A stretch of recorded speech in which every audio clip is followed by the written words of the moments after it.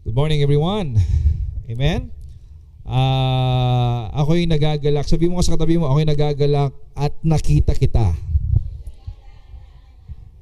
Amen. Praise God. So, this morning we're going to talk about, I entitled our message today, In the Last Days. Sa ating pong kapanahunan, maaring ang iba ay hindi po aware, pero tayo po ay nabubuhay sa mga huling mga araw. At ang mga huling araw na ito ay patuloy nating nakikita ang katuparan ng lahat ng mga propesiya o mga pangako po na mangyayari at magaganap sa mga huling araw.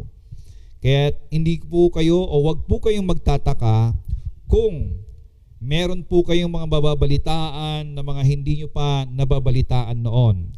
Kung meron kayong nakikita na mga hindi nyo pa nakikitang mga nangyayari noon, sapagkat we have to expect that all prophecies in the Bible will come to pass. Sapagkat kapag hindi po mangyari ang mga bagay na yan, hindi po darating ang wakas. Higit sa lahat, ang ating pong pinakahihintay na pagbabalik ng ating Panginoong Hesukristo. Matanong ko po sa inyo, excited po kayong pumarito na ang ating Panginoon? O hindi nyo pa maiwanan ang inyong pong mga ginagawa sa buhay, mga ambisyon nyo sa buhay, no? Kasi yung iba, hindi pa excited kasi yung iba hindi pa nakakapag-asawa, wala pang boyfriend, wala pang nagsisimula pa lang ng negosyo, hindi pa nababawi yung gastos nila sa negosyo, o kaya yung naging kapital po nila. So, ang tanong, kayo ba ay excited at handa na talaga sa pagbabalik ng Panginoon? Well, ayan po ang ating pong pag-aaralan ngayon that in these last days, there are signs that is now happening at ito pong mga bagay na ito ay bagamat ipinapanalangin natin ang proteksyon na mga naapektuhan sa mga sakuna, sa mga trahedya, sa mga nagaganap ng mga digmaan, sa mga lindol, sa gutom, no? Ay normal po na mangyayari talaga yan sa ating pong kapanahunan. And I do believe na hindi po ipapahintulot ng Panginoon na ikaw at ako, tayo ay maaapektuhan. At kung meron man, we can bear it, we can overcome it because the Lord is with us. He is our strength. Amen? Let me one of the greatest proof that the Bible is inspired is the evidence of thousands of detailed prophecies that were fulfilled to the smallest particular throughout history. Kaya minsan nakabang ako po yung pinagpe-pray ko po ang ating mga kababayan po dyan sa Middle East, ay dumating po sa akin yung impression ni Lord na lahat ng ito ay dapat na mangyari sapagkat yan po ay katuparan nga ng mga nakasulat sa pahayag, aklat ng pahayag, maging sa Book of Daniel at mga binigkas po ng ating Panginoong Hesukristo na mga mangyayari. At ano ngayon ang magiging response natin sa mga nagaganap pong ito? Kailangan ba tayong matakot, magpanik, manginig, mangamba, mag-worry? But the Lord says, do not worry. God is with you. God is protecting you. He is your shield. And even He is your great reward in time of famines, in times of wars, in times of whatever things happening. Ang mahalaga po sa ating panahon ngayon, ano man ang ating mga balitaan ng mga negatibo, ano man yung mga nakikita po natin na mga ginagawa ng mga tao, ng mga kalokohan sa panahon natin ngayon, what we concentrate on and focus on to do is to stand strong on our faith. Don't allow your faith to be affected. Don't allow your faith to be movable, but you will become immovable. Pag sinabing immovable, ano man pong yanig yan, ano mang earthquake yan, you stand strong. Amen? Kaya lahat yan ay katuparan. Normal yan. Katuparan ng pangako ng Diyos. Sabi po ng 2 Peter chapter 2, verse 3 and 4, meron pong mga manlilibak. Ang sabi dito, una sa lahat, dapat ninyong maunawaan sa mga huling araw ay darating ang mga manlilibak. yung pong mga tao pong pupwedeng magsasabi sa inyo ng magpapahina sa inyo pong paniniwala o pananampalataya. Again, every trials and testings, every circumstances coming into our lives, yan man ay sakit karamdaman, personal, na problema, pinansyal, sa pamilya, o sa mga sitwasyong nagaganap sa panahon natin ngayon, sa politika, lahat po ng mga pangyayari sa mundo ay ang atake nito kapag ikaw po ay naapektuhan it is an attack of faith. The attack is your faith. Kaya kinakailangan your faith must be grounded fully and strongly in the Word of God. Kaya sabi rito, sa mga huling araw ay darating ang mga manlilibak at pagtatawanan nila kayo habang sinusunod ang kanilang masasamang pagnanasa. Habang sila po'y liliwali, nagpapakasaya at nagpapakasasa sa mga bagay ng mundo, sabi nila sa inyo, pagtatawanan daw tayo. Sasabihin nila, hindi ba't nangako si Kristo na babalik? Nasaan na siya ngayon? Namatay na ang mga magulang namin, ngunit wala pa ring pagbabago mula nung likhain ang mundo. See? These are the words that will bring doubt into your heart about the promise of our Lord Jesus Christ that He will come back again. Kung tatanggapin mo yung mga ganitong mga salita. Diba? So it is an attack of your faith. Again, sabi po dito sa Mateo chapter 24 verse 3, concern po ang mga alagad. No? Naging conscious po sila.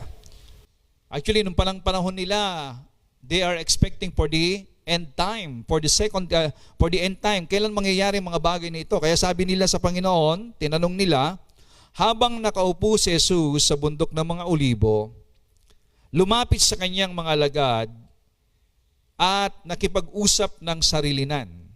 It is a secret meeting. At sinabi nila, sabihin nyo nga po sa amin kung kailan mangyayari ang sinabi nyo. At ano po ang palatandaan ng muli niyong pagparito at ng katapusan ng mundo. So ano po yung tinatanong nila? The second coming, the promised coming of our Lord Jesus Christ, at ang katapusan ng mundo. So that is the ask or question of the disciples. Ang sabi po, alam po ninyo, kung gusto po ninyong mabasa yung mga signs of the end times, you can go to Matthew 24, Mark 13, Luke 21. They are all parallel chapters, no? Ayan. So, yan po ay parallel chapters covering teachings and prophecies about the end times. Yan po yung mga chapter na makikita po natin yung mga sinabi ng ating Panginoong Jesucristo about the end time or about His coming. Upang na sa ganun po ay magkaroon po tayo ng kaunawaan na ang mundong kinalalagyan po natin ay hindi talaga mananatili. There is a time of the ending of everything. Basta nga sabi nga ng Ecclesiastes chapter 3, in everything there's a time. There's a time for a joy, and there's a time of weeping. There's a time of laughing, there's a time of weeping. Meron ding panahon ng kapanganakan, merong panahon ng kamatayan. May panahon ng kapayapaan, may panahon ng digmaan. At praise God, wala pong mangyayaring digmaan sa atin. Amen? Praise God, we are protected. Now, ito po yung unang palatandaan. Number 1, in Mateo chapter 24, verse 5. Marami ang darating sa aking pangalan at sasabihing sila ang Mesias. Mesias means Savior. Savior. At marami ang kanilang ililigaw.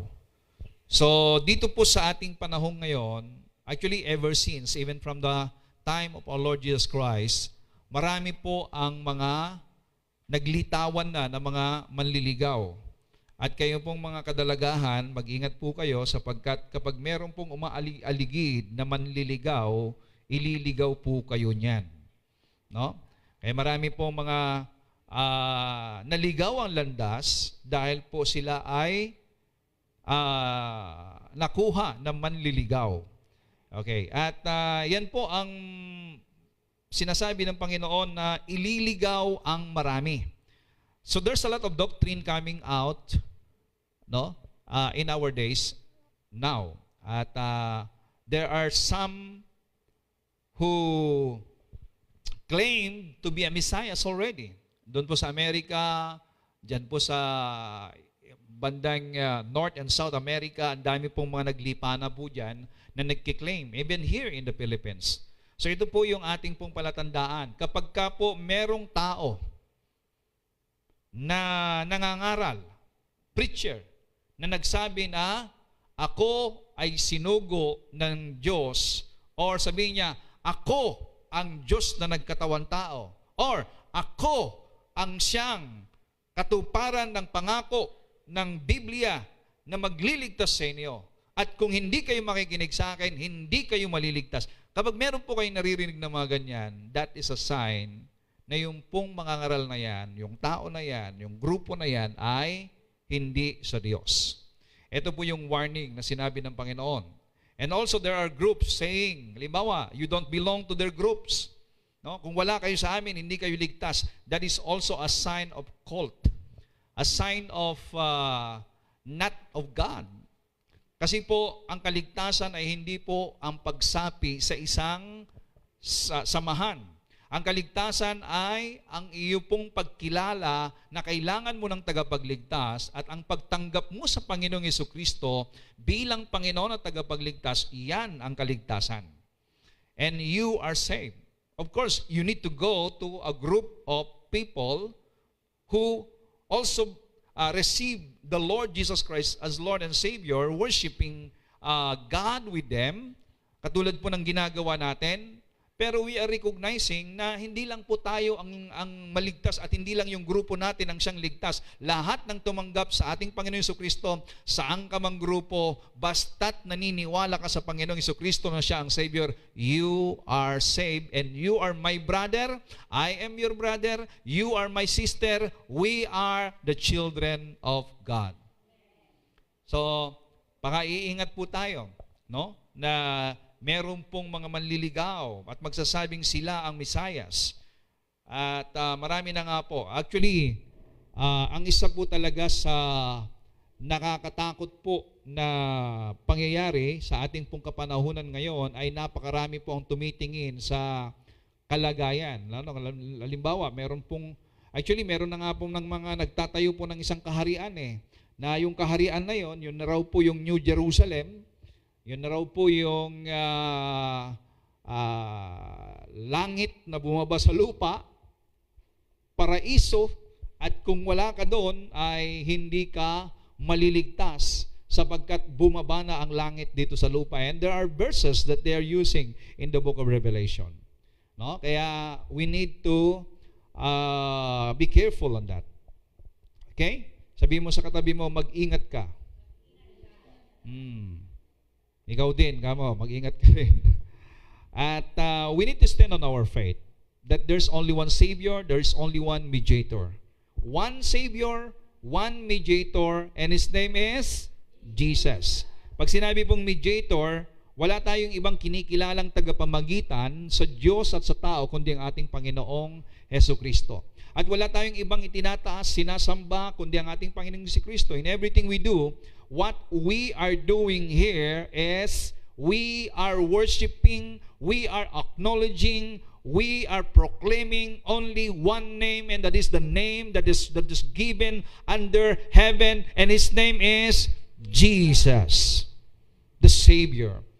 May mga lumilitaw din ngayon na kung ano-ano po mga pangalan na yun po, hindi naman Jesus. No, Jesus, Yeshua, or Yahweh, they are all the same. Basta't si Jesus na siyang namatay dun sa krus ng Kalbaryo at nilibing, siya po ay nabuhay na maguli after the third day, at now He is sitting down at the right hand of the Father. Then that is our Jesus. That is our Yeshua. That is our Yahweh. That is our Savior who died for you. At siyan po ang ating pong kinikilalang tagapagligtas.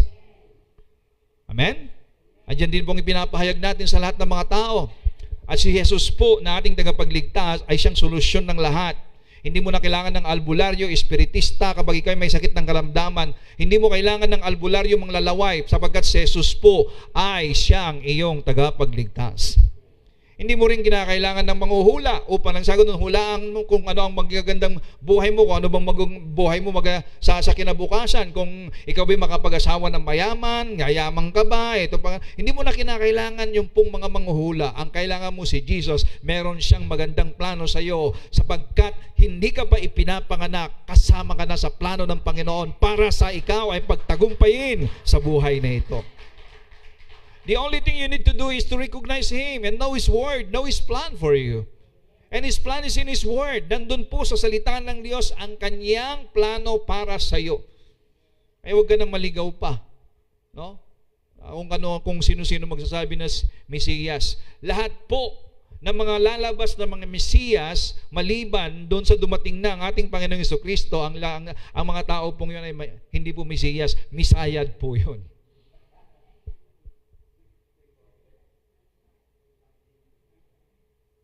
Iba? Iba po doon, siyang Panginoon, tapos nakakulong. Alam mo ninyo, there's only one name that we are worshiping, and that is sweet Jesus. Every time you close your eyes and think of His goodness on you, wow, that is our Jesus. Okay? So, wag tayong palilinlang, wag tayong paliligaw. Wag rin po tayo sa dinami-dami po ng mga doktrina po naglabasan po ngayon. No? Ang dami po mga naglabasan po na hindi mo na kinakailangang magpahayag, lumabas, kasi nga, alam naman na ng Diyos kung sino yung maliligtas at ligtas na lahat. Yung iba naman paniniwala, ligtas na lahat. Sabi mo nga sa katabi mo, hindi po totoo yun. Hindi totoo na ligtas ang lahat. Sapagkat lahat ng tao, bagamat sila'y gawa ng Diyos at mula sa Diyos, ang buhay nila ay mula sa Diyos, pero hindi po lahat ng tao anak ng Diyos. According to John chapter 1 verse 12, only those who believe and receive Jesus Christ as Lord and Savior are the children of God. You can become a child of God by receiving Christ Jesus, having a relationship with Him. At lahat po ng ligtas ay kailangan pong sumampalataya sa Panginoong Hesus. Hindi po pwedeng ang Diyos lang ang nagplano at pagkatapos ay pinili ka niya, and then yung hindi niya pinili, ayaw niya doon, hindi yun ang ligtas. Now, ang pagpili po ng Panginoon ay ito. Nung ikaw ay sumampalataya sa Panginoong Jesucristo, tinanggap mo ang kabayaran ng iyong kasalanan doon sa krus ng Kalbaryo, ikaw yung pinili ng Diyos na mabuhay ng walang hanggan doon sa Kanyang kaharian. So, ang pagpili ng Diyos ay laging in Christ. In Christ. So, those who are in Christ are destined to reign in life. Those who are in Christ are predestined to live in prosperity, in God's protection. Kasama sila sa mga plano at plinano ng Diyos noong simula pa. At sila po yung mga taong sumasamba sa Diyos. And according to Ephesians chapter 2 verse 10, sila po yung mga itinakda ng Diyos nang gumawa ng kabutihan. Those who are saved are destined to do good works. Gumagawa ng kabutihan. Hindi po pwedeng ligtas ka pagkatapos po yung buhay mo noon ay yung pa rin. Merong pagbabago sa buhay ng isang taong iniligtas ng Panginoon. Bagamat hindi po yung ginagawa mong kabutihan ang nagligtas sa iyo, kundi kung bakit ka gumagawa ng kabutihan, kasi yan po ang plano ng Diyos para sa iyo mula noon, kaya't ikaw ay hinugasan niya sa magitan ng kanyang banal na dugo. Amen? Okay, pangalawa, Mateo chapter 24 verse 6, makakarinig kayo ng mga digmaan at usap-usapan na may mga digmaan. Ngunit huwag kayong matakot. Kinakailangan mangyari ang mga ito. Ngunit hindi pa ito ang katapusan. Sapagkat magdidigmaan ang mga bansa at mga kaharian. Mga kapatid, ang mga digmaan po ay marami nang naganap na digmaan mula pa noong unang panahon. Pero yung pong mga nagaganap na mga digmaan sa ngayon ay kakaiba. Minsan ako po'y nagme-meditate mula nung ako po'y nagkaroon po ng malay bilang tao dito sa mundong ito. Ito pong nangyayari ngayon na digmaan po doon sa Middle East ay siyang pinakamalala po na digmaan. Pero the Lord told me na hindi pa yan. Actually, yung World War I, World War II, ano pa yun eh? Harap-harapan na digmaan. Eto, wala na eh. No? Could you imagine yung pong mga missiles ngayon, 2,000 kilometers away, kaya niyang abutin? At ang pinakamatindi po ngayon, yung pong mga ipinagmamalaki po ng Amerika at yung mga iba pong mga bansa, like America or China, na mga missiles, ay even 30,000 kilometers away. Ibig sabihin, kaya niyang ikutin ang buong mundo. Yung pong mga missiles po nila. At napakabilis ha. In just 20 to 30 minutes, makakarating po dun sa pinakamalayong lugar, yung pong bomba. Yung missiles na yan. 20 to 30 minutes. Mas mahaba pa yung biyahe natin papunta dun sa San Pablo or papuntang Lucena. Diba? Ganun po kabilis yung pong mga ginawa nila ng mga missiles na inihanda lahat ng yan. Bakit gumagawa mga bansa-bansa ngayon ng mga ganyang mga armas, mga pasabog, mga pangsira sa mga kaaway? Bakit ginagawa nila ang lahat ng ito? Ibig sabihin, meron silang pinaghahandaang mga magaganap na mga digmaan. Bakit gumagawa ang Amerika ng ganyan? Bakit gumagawa ang Iran? Bakit gumagawa ang North Korea? Bakit gumagawa ang China, ang Russia, ang India? Gumagawa sila ng mga ganitong mga armas para nang sa ganon to destroy their enemy. At ang wag na mangyari pa sa ngayon, and I do believe na kung mangyari man, hindi natin kayang pigilan sapagkat yan po ay nakasulat. Anything na nakasulat dito, kailangan talaga siyang mangyari. But these are the last days. In the last days, these things will happen. At ang pinakamahirap po yan, sa mga ganito pong mga sitwasyon, ay if there is war, there is famine. There is crisis. No? Nation will rise against nation, kingdom against kingdom. Since 2000 alone, America has been mired in conflict in Sierra Leone, Yemen, East Timor, Afghanistan, even here in the Philippines, Iraq, Liberia, Georgia, Haiti, Pakistan, Lebanon, Somalia, and now Iraq naman, ang kanilang kalaban ngayon. At nangako po yung presidente po ng Amerika na hanggat hindi mapapalitan ang leader na mga diktador doon po sa bansang Iraq, ay pupulbusin nila. At ang sabi naman po ng Iraq ngayon ay, hindi kami susuko. Lalaban kami. Kung ano ang ibabato nyo sa amin, mas matindi ang balik. So ibig sabihin, nagkakaroon ng girian. At syempre, yung pong kampihang bansa yan, nagkakaroon po ng kampihan ngayon. So, ang nagkakaroon po ng involvement sa mga ganito pong mga digmaan is yung pong mga malalaking bansa. At ang kawawa po dito ay yung pong mga sibilyan na walang kamay malay-malay sa sitwasyon. At ang pinakakawawa sa lahat, ay hindi lamang po yung pong mga sibilyan, kundi lahat ng mga walang buhay na walang hanggan ang siyang pinakakawawa sa lahat. Sapagkat kung sila'y namatay,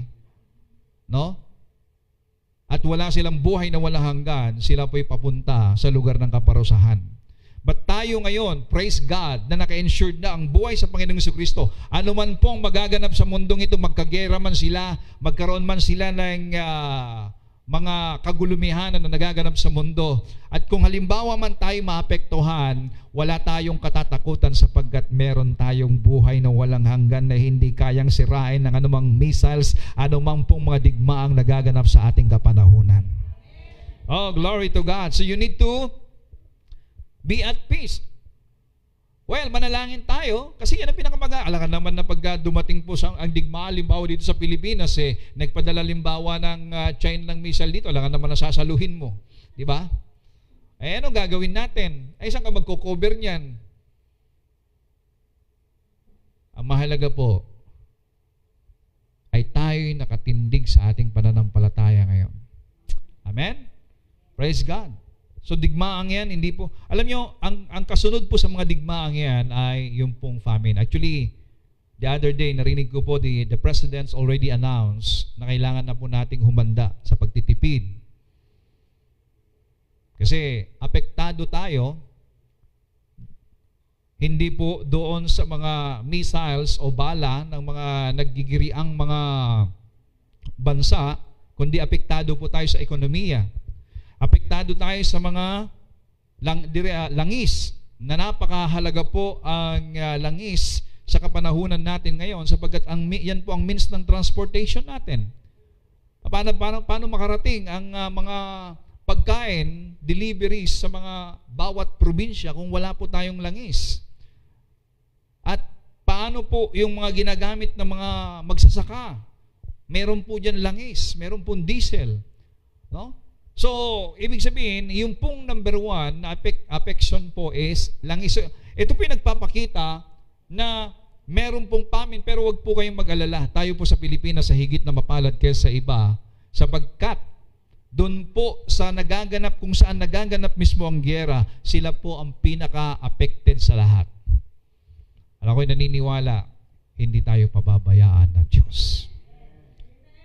God is with us, God is protecting us, and God is providing all our needs in any means sa anumang pong kaparaanan. Maaring hindi mo alam kung saan manggagaling ang supply ng Panginoon, pero sabi ni Lord, according to His riches in glory, meaning the coming or the supply of all our need, it comes not from the economy of man, it comes not from the economy of this world, but it comes from the economy of heaven.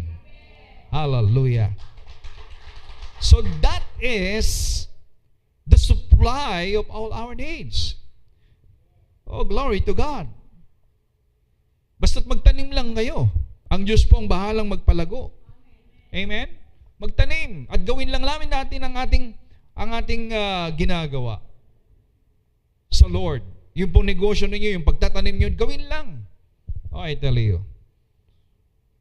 Sa panahon ng crisis, kung babasahin po ninyo ang Biblia, si Isaac, sa panahon ng crisis, kung kailan tigang ang lupa, siya'y nagtanim at siya po'y umunlad. Ang sabi po ng Bible, siya ay umani ng 100-folds. Oh, glory to God. So, ang pinakamaganda pong gawin ay, sa panahon ng crisis, magtanim ka. Number 3, ito nga, magkakaroon ng taggutom at paglindol sa iba't ibang lugar. Ang lahat ng ito'y pasimula pa lang ng mga paghihirap na darating na maihahalin tulad sa pasimulang sakit na nararanasan ng isang babaeng manganganak. Diba, yung babae bago manganak, ano muna yan, magle-labor muna. Paano ba? Yung babae ba kapag nagle-labor ba, nagpapakyut ba yun? Naka-4 ba siya? O di kayo concerned sa kanyang mukha? Hindi, di ba? Wala na siyang pakialam dyan. Ang mahalaga, sakit talaga. Ang kanyang concentration, mailabas yung kanyang baby sa sinapupunan. Ang panahon po natin ngayon ay katulad ng isang babaheng nagle-labor.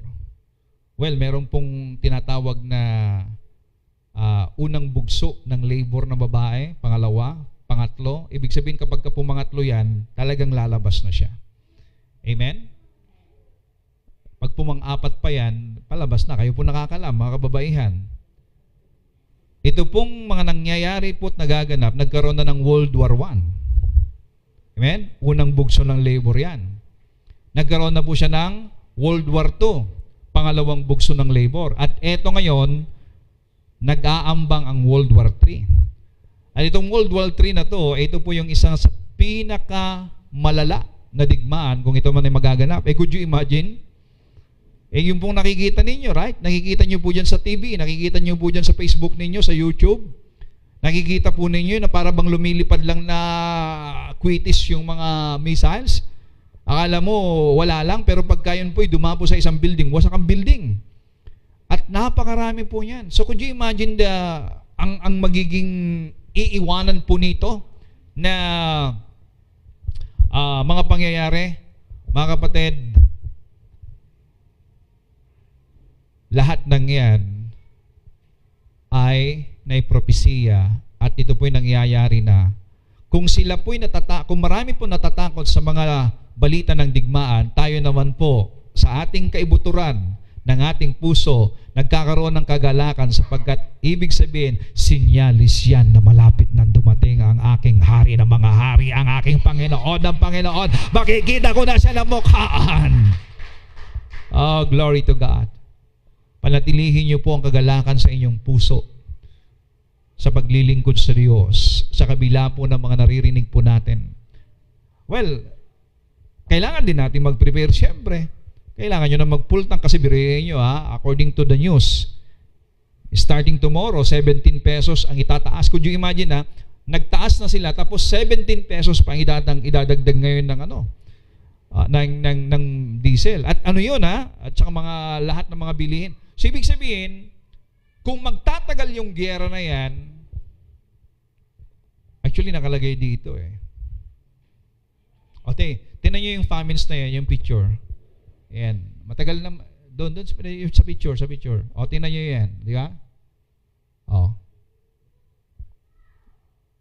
Ang layo ng itsura nila sa itsura ninyo. Di ba? Lalaki ng tiyan natin. Walang makain. At marami po, no? Ang sabi po ng Pahayag, chapter 6, verse 5,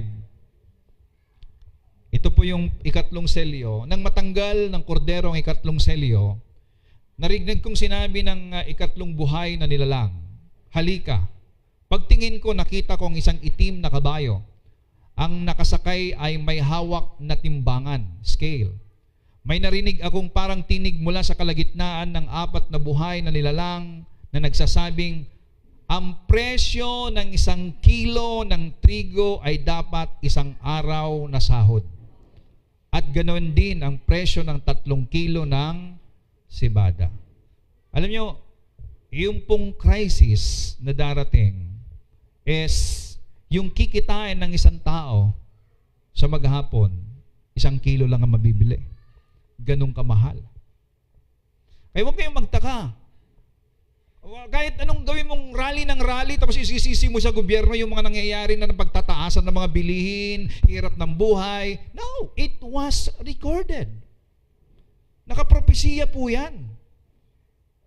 Mangyayari po siya. Kahit ano pong mga ipapaupo nating mga nandiyan yan, no? Kahit sino pong ipapaupo mo dyan, lalala lang yan. Kasi nga, palala ng palala ang sitwasyon ng mundo na ginalalagyan po natin.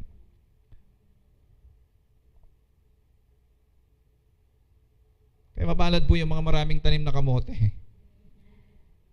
Yung po mga may tanim dyan na, kaya yung mga nasa probinsya, palad po ninyo. Diba? May mga tanim po kayo. Kayo yung magbebenta. Actually, yung iba hindi na magbebenta. Reserve na nila yun para sa kanila yon. Pero ito muli, sabihin ko po sa inyo, huwag kayong matakot, huwag kayong mangamba. Baka mamaya kapag narinig nyo ito, naku, paano yan? Sakita mo sa isang araw, 1 kilo lang na trigo ang mabibili. 1 kilo lang na bigas. Buti nga ang bigas ngayon, mura-mura pa. Compared dun sa sweldo mo, tama? So, ibig sabihin, in the last days, these things will happen. Kapatid, kung bakit po nangyayari po yung mga balitang yan sa ating paligid sa panahon ngayon, yan po yung nagpapakita na totoo ang sinasabi ng salita ng Diyos. At kinakailangan natin ngayon magalak, matuwa tayo, sapagkat kung paanong totoo na nangyayari ang mga kagulumihan at kahirapan na yan na nakasulat sa Biblia, higit na totoo ang pagbabalik ng ating Panginoong Jesucristo.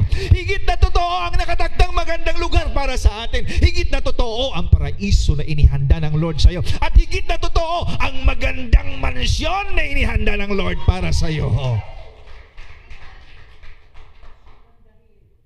Hey. Oh, glory to God. Actually, sa mga sitwasyon po mga nangyayari ngayon, kasi matatakot ka talaga, manginginig ka talaga di ba? May stress ka Na-stress ka na, wala pa rin nangyari, hindi ka pa rin nagkapera. Kaya ang iniisip ko ganito, every time na dumarating po yung mga ganyang mga pangyayaring lagi pong iniisip, oh, what a day will be when I am in my room in the mansion that God prepared for me. Ang ganda po ng pagkasabi po ng John chapter 14, di ba? Doon, ihahanda ko ang mansyon.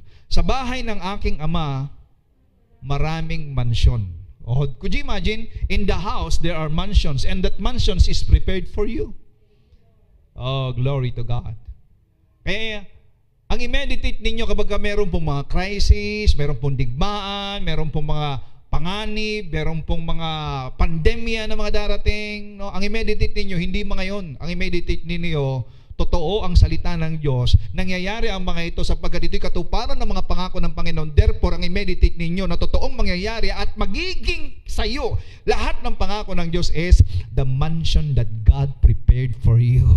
A beautiful place, a beautiful garden, a beautiful village that the Lord prepared for you. At higit sa lahat, hallelujah, I will be standing in the great white throne of the Lord, and there I can worship my God personally in the presence of God in heaven. Oh, glory to God. The United Nations claims that over 30 million in Africa are now at risk of dying from the most devastating famine in this century. Nagaganap po yan. Ang dami po. Actually, matagal nang nangyayari yung mga famines na yan. So, ibig sabihin po, baka sabihin ng iba, ang dami nang dumaan, pastor, ng mga famines mga giyera, ang dami nang dumating bakit di pa naman dumarating ang Panginoon? Sabi nga ni Lord huwag kayong mag-alala, hindi pa darating ang was, pasimula pa lang yon. Ilang ulit nang nagsimula. Ibig sabihin, mga kapatid, malapit na. And I don't know if you're prepared for that. Kaya kapag malapit ng pagbabalik ng Panginoon, kapatid, panahon na para tumigil ka na doon sa mga pinagkakaabalahan mo na doon ka nagkakaalala. Na yun ang dahilan na hindi ka nakakapaglingkod, yun ang dahilan na hindi ka nakakapag-meditate ng Word of God, yun ang dahilan na hindi ka makapagsamba sa Panginoon. Mga kapatid, panahon na para maging totoo ka at sumeryoso ka doon sa salita ng Panginoon sapagkat seryoso po ang Diyos sa kanyang pangako. Despite the great advances in food, tingnan nyo patalino ng patalino ang tao, ang dami so-called na iimbento na pampapayat, ang dami pa rin tumataba. Pampaputi, ang dami pa rin hindi pumuti. Di ba? Ang dami pong mga gamot na naimbento na panglaban sa ganitong sakit, sa cancer, everything, wala pa rin, dumadami pa rin po ang nagkakaroon at namamatay po ng mga ganong mga sakit. So, ibig pong sabihin, kahit anong talino ng tao, hindi nila kayang gamutin yung pong mga nangyayari ngayon. Bakit? It was prophesied. These things will happen. At yung pong mga pagkain. Biro mo yung nagkakaroon ng crisis sa pagkain. Oh, glory to the name of Jesus. Thank you, Lord, for the supply of all our needs. So, the UN estimates that 1 billion people are in danger of starvation while another billion people lack proper nutrition. Tingnan, billions of people are in danger of starvation. Mamamatay sa gutom. At another billion, ang kulang sa pagkain. Mabuti na lang, tayo pong mga taga-Candelaria at lahat po ng mga nakikinig po ngayon, hindi po kasama sa mga nasa starvation at saka kulang sa pagkain. nandito po yung pong mga sobra-sobra sa pagkain.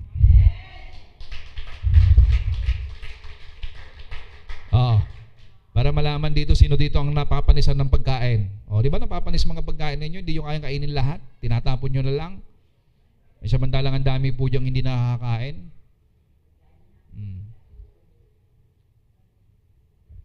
Pero maging good steward din tayo, ha?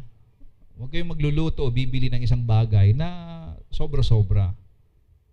Yung sapat lang para sa inyo. Minsan matakaw lang yung ating kala mo matakaw lang yung panlasa mo, tsaka matakaw lang yung mata natin Pag nakatikim na konti lang pala makakain mo. Amen?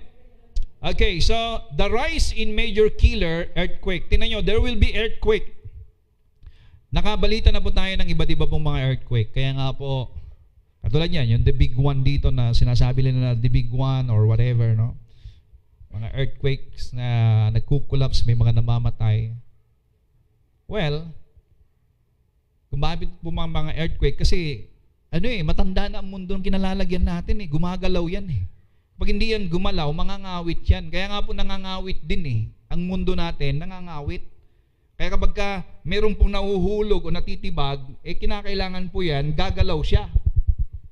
No? Para nang sa ganun po ay iposisyon niya yung kanyang sarili. Yan po ang earthquake. Kaya kapag gumalaw na ganon, talagang pagka malaki po yung tipak doon sa ilalim at isasalansan niyo yung kanyang sariling ganon, mas malakas yung earthquake.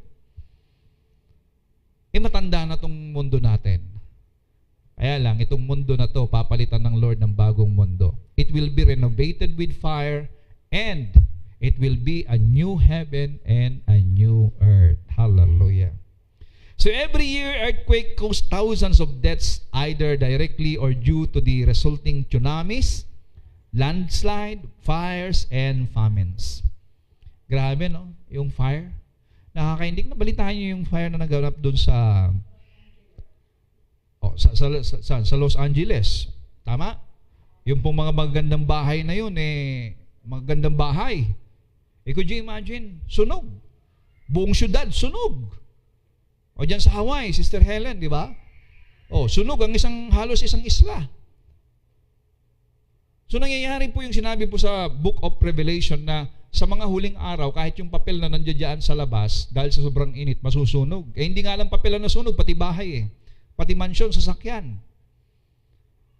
At doon sa Hong Kong, yung buong building nasunog. Kuya, pag titingnan mo high-tech sila, pero nasusunog. Those are fires, famines.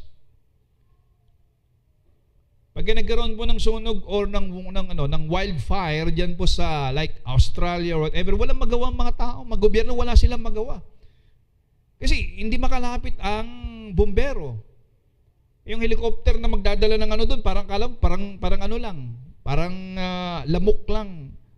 Na kapag mapalapit doon sa apoy, talagang mamamatay o mahuhulog. Mga kapatid, lahat ng ito'y nangyayari because it was prophesied. See? Pahayag chapter 16 verse 18 says, pagkatapos kumidlat, kumulog, umugong at lumindol ng napakalakas. Hindi pa nagkakaroon ng ganoong kalakas na lindol sa buong kasaysayan ng tao sa mundo. Napakalakas ng pagyanig na iyon. Tingnan nyo? Yan po yung isang bakas ng lindol. And another one, the next picture. Yan. Tingnan nyo, mga tulay. Pero, ano pa lang to? Hindi pa ito yung sinasabi dito sa Revelation 16:18. At meron bang sinasabi dyan sa Bible na magdidilim ang buong mundo? Magdidilim ang isang lugar, ang lugar. Kasi kapag po nagsabay-sabay na sumabog ang mga bulkan, kasi pag may sumasabog na bulkan, nagbubugayan na maitim. Right? Katulad nung sumabog po yung bulkang Pinatubo, akala mo, nung nasa Maynila ako by that time, no? Kahit mga alas 3 pa lang ng hapon, akala mo, alas 7 na ng gabi. Parang ang bilis dumilim ngayon. Yung pala may sumasabog na bulkan. Isa pa lang yun. How much more pag nagsabay-sabay lahat ng mga bulkan?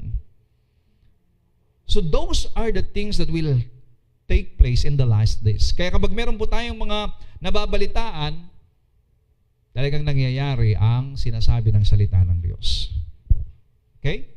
Now, bukod dyan, ang sabi po ng 2 Timothy chapter 3, verse 1 to 4, ito naman po ang buhay ng mga tao. Habang nangyayari ang digmaan, nangyayari po ang mga trahedya, lindol, kahirapan, ipinaabot ni Apostol Pablo kay Timothy in chapter 3, tandaan mo ito, magiging mahirap ang mga huling araw. Kaya wag lang kayong magtaka kung bakit kayang hirap ng buhay noon. Lalo na kayong mga may edad na, halimbawa sina Sister Siling, si Sister Norma, bata-bata pa yan no? Na bakit kaya nung panahon namin magaan ang buhay, di ba? Hindi ganyan ang buhay. It was prophesied Ano sabi diyan? Magiging mahirap ang mga huling araw. At yung mga huling araw na sinasabi rito, mas matindi pa po yung mga darating pang mga araw. At maapektuhan ang pananampalataya ng marami dito kung hindi po sila magiging matatag sa kanila pong pagyakap sa pangako ng Diyos, pagyakap sa salita ng Panginoon. Oh, I tell you, wala tayong ibang tatakbuhan kundi ang Diyos. Wala tayong ibang sisilungan kundi ang Diyos. Wala tayong ibang pag-asa kundi ang Diyos. Sa panahon na nagaganap ngayon sa mga krisis na sinasabi ng Biblia, sa mga kinakatakutan ng gobyerno na mangyayari, walang makapagliligtas sa atin kundi ang Diyos. At mapalad tayo, ikaw, ako, at lahat ng sumasampalataya sapagkat tayo protektado ng Diyos. There will be a much supply of God for all our needs. Magiging mahirap ang mga huling araw. Dahil magiging makasarili ang mga tao. I pray, and I'm praying, that we Christians will not be like this. Na hindi po tayo magiging makasarili. But of course, we have to set aside things for ourselves. Kasi, sa totoo lamang po, sa tindi po ng hirap na mga mangyayari, kahit kamag-anak, asawa, anak, yung iba, lalong-lalo na mga wala sa Panginoon, i-deny nila yan, maligtas lang ang kanilang sarili. Kaya ito po yung panahon na kailangan nating magkaroon ng totoong pag-iibigan mula sa Diyos. Pag sinabing walang iwanan talaga. Hindi yung nagka-problema lang, iiwanan mo. Hello? Dito mo makikita kung sino yung totoo. Kasi sabi rito, magiging makasarili ang mga tao sa mga huling araw. Sakim sa salapi. At dahil po sa pagiging sakim sa salapi, marami po talaga, hindi po dalawa yan yung pagiging sakim sa salapi. Hindi po ang sakim sa salapi, hindi po yung maraming pera lamang. Sakim sa salapi kahit wala kang pera. Paano mo malalaman, Pastor? Pastor, di ba wala na nga akong pera? Paano ako naging sakim? Sakim ka sa salapi kung wala kang panahon sa Diyos dahil sa paghahanap mo ng pera kahit wala kang nakikitang pera at dahil sa pera na wala ka sa Diyos, na palayo ka sa Panginoon. So, kasi ang pagiging sakim naman is not about the money that you have. It is the spirit in the inside of you. And don't allow that spirit of mammon to lure you. Don't allow the spirit of mammon na kainin ka. Kasi ang pagiging sakim ay hindi lamang po yung dami kong pera, hindi. Yung pong wala kang panahon sa Diyos at wala kang pagtitiwala sa Panginoon that the Lord will supply all your needs, and because you have no trust in the Lord, kahit araw ng pagsamba, napabayaan mo lahat ng mga bagay na kinakailangang gawain mo bilang espiritual na anak ng Diyos, wala kang panahon sa Diyos, dahil sa paghahanap ng pera na wala ka namang nahahanap, puro hand to mouth, ibig sabihin po nun ay pagiging sakim. It is the spirit. So dalawa lang yan. Kung sa paghahanap ng pera na layo ka sa Diyos o pagkakaroon mo ng maraming pera na layo ka sa Diyos, the spirit of kasakiman is in that person. And I'm praying that every one of you here, and even to those who are watching online, ay wala ang espiritu ng mammon sa kanilang buhay. I rebuke that spirit of mammon. I cast it out in the life of everyone listening and everyone in this building in Jesus' name. So, Magiging makasarili ang mga tao, sakim sa salapi, mayabang. Ang kayabangan po ay hindi lamang po yung paano ba, how when we describe yung mayabang? Ang kayabangan po ay mapagmataas. Right? Yung hindi po nagpapakumbaba. Lalong-lalo sa harapan ng Diyos. Yung pong, ang kayabangan po ay yung bang lagi mong tinitingnan sarili mo mas magaling ka sa iba. At gusto mong patunayan sa iba na mas magaling ka, kayabangan po yun. Or, hindi mo kailangan ng Diyos kasi kaya mo namang gawin. Meron ako nakausap na ateismo, hindi niya kailangan ng Diyos kasi nga kaya niya mabuhay kahit walang Diyos. Hindi niya alam na lahat ng mga ikinabubuhay niya at ginagawa niya, lahat ng meron siya galing sa Diyos. At kung bakit niya natitikman yung mabubuting bagay at maranyang buhay kahit hindi siya kumikilala sa Diyos kasi nga po lahat ng bagay na kanya pong ginagawa at yung pong lupa na kanya pong tinatakbuhan at yung lupa na tinitirakan ng kanyang bahay ay pag-aari ng Diyos. Ngayon po yung mga taong nagsasabing hindi nila kailangan ng Diyos, isang araw masasabi nila, Lord, kailangan kita. At alam nila sa kanilang sarili because sabi po ng Romans chapter 1 verse 18 pababa, everyone knows that there is God. They know in their heart that there is God. Hindi lang nila nare-recognize ang Diyos. So mayabang, mapagmataas, mapanlait, masuwayin sa magulang. Nako, mga bata ngayon. Kaya kayo pong mga bata, don't let and allow the Spirit comes into you. Masuwayin sa magulang, walang utang na loob, at hindi maka-Diyos. Nababasa niyo ba? O ako lang nagbabasa? Verse 3, wala silang pagmamahal sa kapwa, ayaw nilang makipagkasundo sa kaaway nila, malupit, walang awa, mapanira sa kapwa, walang pagpipigil sa sarili at galit sa anumang mabuti. Hindi lang yan, mga taksil sila. Sabi mo nga sa katabi mo, mga taksil sila.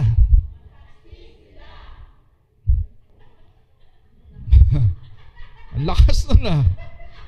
Mapusok. Diba? Mapagmataas, mahilig sa kalayawan, sa halip na maibigin sa Diyos. Eh yan po yung sinasabi rito. Nagbabasa lang tayo ng Bible ha, amen? Ayan po sinasabi dyan. At sabi po sa 24 verse 9 hanggang 13, sa panahong yon, kamumuhian kayo ng lahat ng mga lahi dahil sa pagsunod ninyo sa akin. This is persecution. This will be the coming persecution. There will be a persecution for the Christians. Lima, pumunta ka sa isang lugar, alam nila Christian ka, born again ka, kamumuhian ka. Or hindi ka lang kamumuhian, they will plan to kill you. They will plan to destroy you. Ang tanong, tatayo ka pa ba sa pananampalataya mo?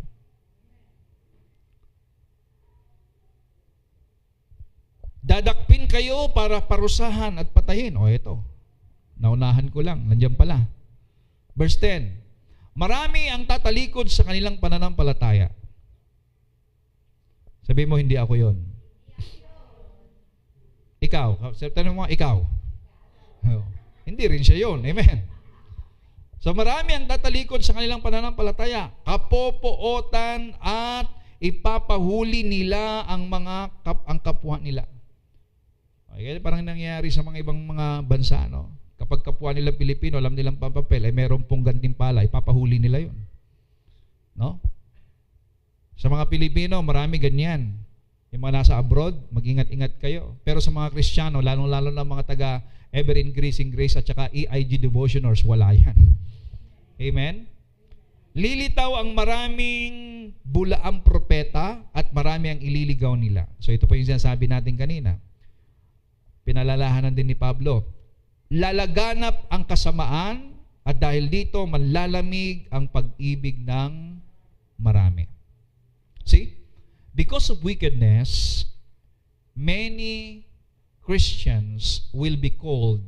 Their love to God will be cold. Kaya lagi po ninyong titingnan, ang pag-ibig ko ba sa Panginoon ay may buhay pa, may lamig, may init pa, o malamig na. Alam mo ninyo, ang dami pong mga binabato po ng kaaway para manlamig po ang pag-ibig ng tao sa Diyos. Ang dami. Paulit-ulit na lang. Kaya kahit minsan ang dami nang narinig na salita ng Panginoon, wala na naman. Pagkatapos, wala. Kasi nga ninanakaw, o di kaya hindi nabibigyan ng palaga, o di kaya ay ang lagi pong pinagbibigyan yung pong damdamin. Ay yung damdamin na yan, kinakailangan mamatay eh. Mamatay ang damdamin mo sa mga bagay sa mundo at mabuhay ang damdamin na yan sa mga bagay ng Diyos. Lalaganap ang kasamaan na dahil dito manlalamig ang pag-ibig ng maraming, ngunit ang mananatiling tapat hanggang wakas ay maliligtas. So, ibig po sabihin dito ay ito, those who remain in their faith. Well, ako'y naniniwala we are secured in Christ. No one can snatch us out from the hands of the Father. And the Lord is protecting us. Your protection is Jesus. No one can get you out of Jesus. And even your mistake cannot took away your salvation. As long, eto po, may condition po ako. As long as you stand on your faith. Sapagkat sa pananampalataya, ikaw ay naiugnay kay Kristo.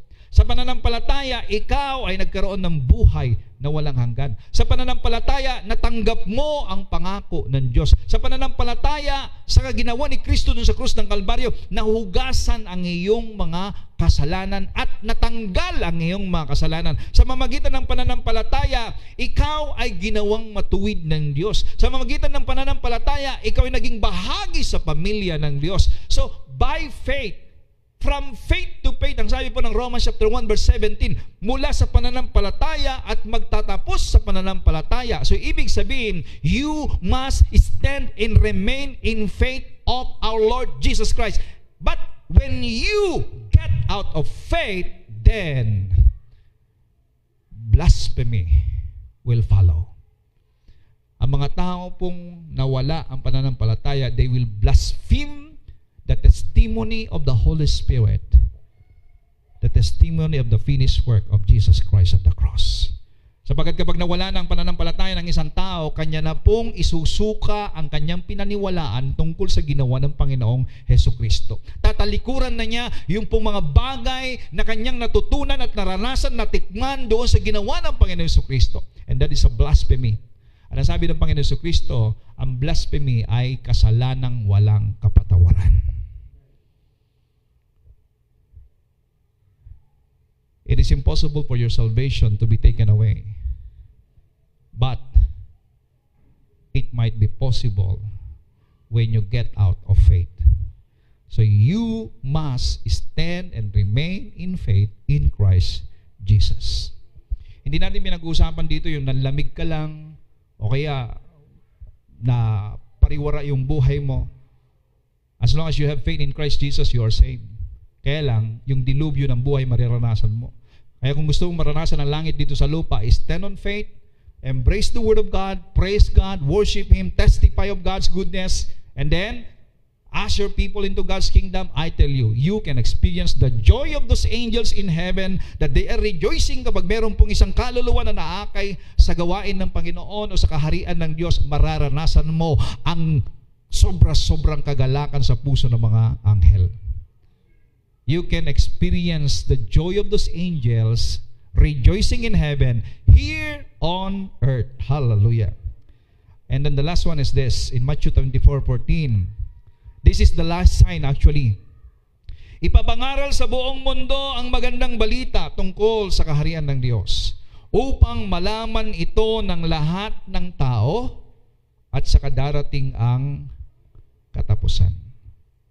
So the very ultimate sign, the last sign of the coming of Jesus is the proclamation of the good news, the gospel. At nakikita po natin ngayon, mga kapatid, ang dami na pong nagpapahayag ng salita ng Panginoon through social media, naaabot na po ang maraming bansa. Nakakapangaral tayo sa lahat ng mga dako sa bansang Pilipinas saka sa iba't ibang lugar through social media nowadays. At ako po'y naniniwala na yung pong mga social medias na yan, YouTube na yan, maski sa Facebook na yan, Twitter or whatever pong mga apps na yan, ay hindi lamang po yan naisip ng mga tao para pagkaperahan, kundi ibinigay ng Diyos yan na karunungan ng tao upang nang sa ganun magamit ang mga platform na yan upang may pahayag ang mabuting balita. So, umaalingaw sa ating kapanahunan ngayon ang kapahayagan ng mabuting balita, and I do believe sumasabay po yung mga digmaan, yung kahirapan, everything. I do believe, mga kapatid, the last of the last days, the coming of our Lord Jesus Christ, anytime, any moment, will come now. It will come to pass now. So be ready, and I do believe you are ready. Sabihin nga natin, I am ready. Hallelujah. Tayong lahat ay tumayo at magpasalamat sa Panginoon. Oh God, thank you so much for your word today. Thank you, Abba Father, for reminding us of these last days. Na nagpapakita po, Panginoon, na hindi po kami mananatili sa mundong ito. We are just temporary in this world. Napakaiksi po ang aming pong panahon, Panginoon, sa mundong ito. Oh God, we praise you. We worship you, Abba Father. Hallelujah. Sige, paawitan natin ang Panginoon.